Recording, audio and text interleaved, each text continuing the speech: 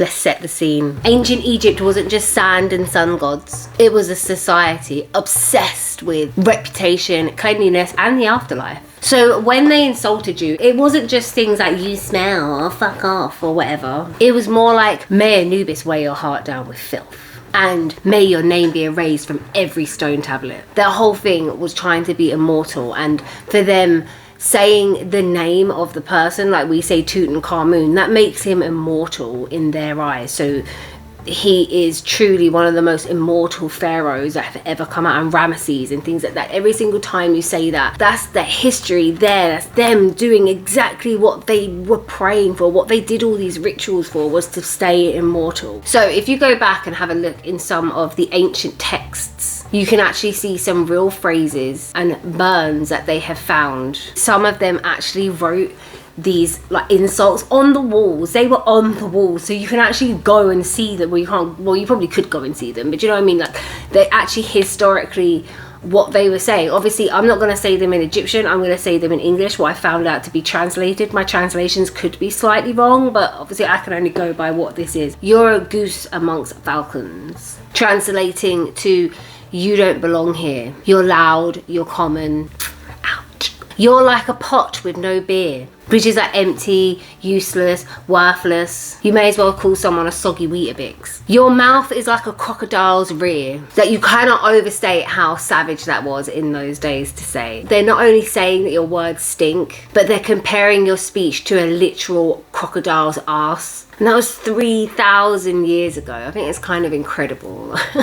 You're a servant of a servant. Double insults. It's like you're not just low class, but you're sub-low class. So now this is where we're going to get a little bit spicy. The ancient Egyptians like to curse your soul. They really believed that if your name and your memory were destroyed, you would not reach the afterlife. As I said earlier in this, the whole point of them was that your name, your memory, everything had to be remembered. And the more you were remembered and the longer you were remembered, the more immortal you became. So their biggest and worst curses weren't about your looks or your mum. They were about your eternal fate. One being, may your name be erased. That is like the equivalent of saying, may you never find peace. May your ba never find your soul. May your ba never find your soul. And your ba, or ba, was your spirit. May your heart be heavier than Ma'at. Ma'at was truth and justice. And if your heart was heavier than her feather during judgment, then no afterlife for you, game over. I love the things that the Egyptians believed. I find it so entertaining, so interesting. So they did actually have more everyday insults, and these were obviously found from workers' graffiti, especially around like old pyramids and old sites and stuff like that. They actually used to have like, you know, like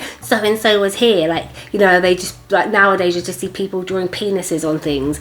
They used to do similar things, obviously not penises, maybe they did, who knows. One that they found was, he's a donkey drunk on sour beer. Basically, you absolute train wreck of a human. His wife wears the scent of another. She's a cheat. She's been cheating. Like, she wears the scent of another. Like, oh, that sounds harsh, doesn't it? Like, imagine saying that. She wears the scent of another. That's a 3,000-year-old way of saying someone's a cheater. He's as useful as a broken reed pen. Cannot write, cannot work, just taking up space in the satchel. Let's say you want to channel your inner pharaoh for the next time somebody annoys you in a Greg's queue. Here are some modern day burns with ancient energy. You are a goose amongst falcons. You don't belong here. Please waddle away. May your cat get lost in a roundabout. I want to say may your car get lost in a roundabout. That sounds so different for us, but it's car, like K-A, not car.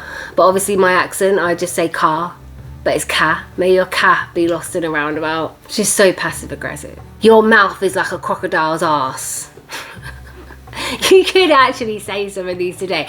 All of the other times that we have looked at, so the Victorians, the Tudor, the Saxon, and now the Egyptian, I think the Egyptians are more fitted, obviously probably because it's translated it directly into like now language. Maybe back then it would have been said differently, but I think they're more fitting, which is so funny because they're thousands of years old, like thousands of years old. You are a servant of a donkey. May your name be erased from social media. That's the millennials version of eternal damnation to me. Imagine that, like, you cannot, everything of yours on social media gets erased. Nobody remembers who you are. That's how people remember who you are nowadays, because of social media. It's kind of sad, really. So there you have it. Ancient Egypt didn't just give you pyramids and eyeliner. They gave us eternal roasts and some of the most poetic takedowns in human history. The greatest crime wasn't being ugly, it was being forgotten. Which maybe that is kind of true nowadays. I don't know, what do you think? Tell me in the comments. And drop your favourite curse in the comments. Tell me, what did you think about the Egyptian version of this? Should I do any more? I feel like I'm gonna stop here. I feel like I've got, you know, thousands of years back into my rabbit hole, further than most people have ever gone. This is my little mini series is over, but if you want to know other times, I can just, you know, just comment, let me know, and I can have a look, and if some of them are interesting, I'll make another video. But remember to subscribe, hit the like button, and also have a lovely, fantastic day. Thank you so much for watching this far. Bye.